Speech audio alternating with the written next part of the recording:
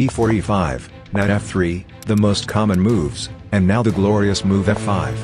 Immediately your opponent is confused because he can't decide which pawn to capture and will likely make a mistake. In fact, almost nobody knows about this opening. And you know what happens when your opponent has no idea how to play against this opening? You take their soul. Let me show you the ways of the Latvian gambit. So e4 e5, horse jump and f5. Your opponent is confused because he never saw this opening before. He can take either this pawn or this pawn. Most people actually accept your gambit, and take this pawn. It's the wrong move, but the most common move. And this opening mostly relies on your opponent not knowing what the flip is happening. You push your pawn and the knight has to go. But where to? Some people go back to g1. That's just bad and you don't need my help to beat a silly guy like that. They will most likely go to d4. By the way, if they put the queen here, pinning your pawn to the king, just copy the move and unpin the pawn. But they usually don't do that. So, they accept your gambit, you push the pawn. Now the knight goes to d4. Here you want to bring out your knight. This attack with the queen right here is pretty much your biggest weakness. But now you're defending the square with your knight. So after this, you can be hyper-aggressive. White has a few options here. The most common move is d3. Your strategy from here on is quite simple. Be aggressive. Push c5. The knight retreats. And let me look at the time. Oh yeah, it's time to be aggressive again. Take the center pawn. They take back. So, what aggressive thing can we do now? You push another center pawn, even threatening to play this move, forking the bishop and the knight. And at the same time, your bishop is now attacking this pawn. It's been 7 moves and the board is a total mess full of tactical difficulties. And that's the point of this opening. You and your opponent both don't really know what's happening, so you just follow the path of making aggressive moves and the better player wins, rather than the person who studied more lines of some normal opening. I'll show you how to win the game if they don't play the exact moves that we just talked about. So after accepting your gambit and you pushing the pawn, they might go to e5. You're basically following the same plan. Go here to defend this square, so they can't hit you with the queen check. They respond with some random move, and now one tactical idea for you is to attack the horsey, while at the same time attacking the pawn. The knight has to retreat and you capture the pawn. Same thing as earlier, you have a dominant position and completely disrupted the board in just 6 moves as black. What an achievement. Have fun with your tactical game free from traditional opening book moves. But chess page 1, what if my opponent is very smart, and doesn't accept the gambit? The main line is knight takes c5. You have 3 options here, but I'm only going to show you the best one because who cares? This knight is annoying, right? Play queen f6, attacking the horse. Sometimes, your low elo opponent will be blinded by the opportunity to give this check. What looks dangerous for 0.1 milliseconds, turns out to be a blunder because you push your pawn, attacking both the queen and the knight at the same time. Let's assume they don't blunder. If your opponent has a brain, he will most likely defend the knight with d4. So this dude is still in your half of the board. That's a problem because it's a potential danger.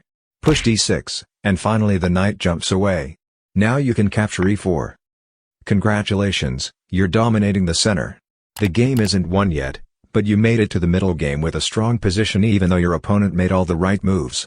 Let me show you an example game real quick. So we have the normal moves, white accepts the gambit and black pushes the pawn. The knight goes to d4 and do you remember what your next move is? One piece of advice, your biggest problem right now is that the queen can check you on h5. And your solution is knight g6, a normal development move that's also covering h5, so the queen can't get to you anymore. But now the white player doesn't follow our exact plan and does something we didn't expect, bringing out the bishop. That's actually a quite common developing move, but your game plan remains the same.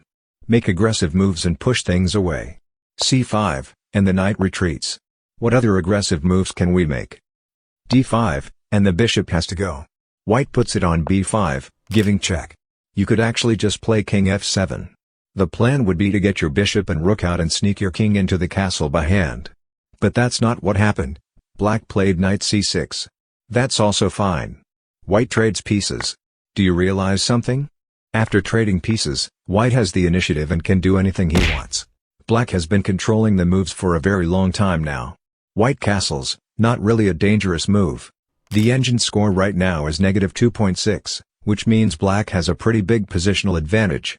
When even Stockfish admits that the position is strong, you're probably already winning the game.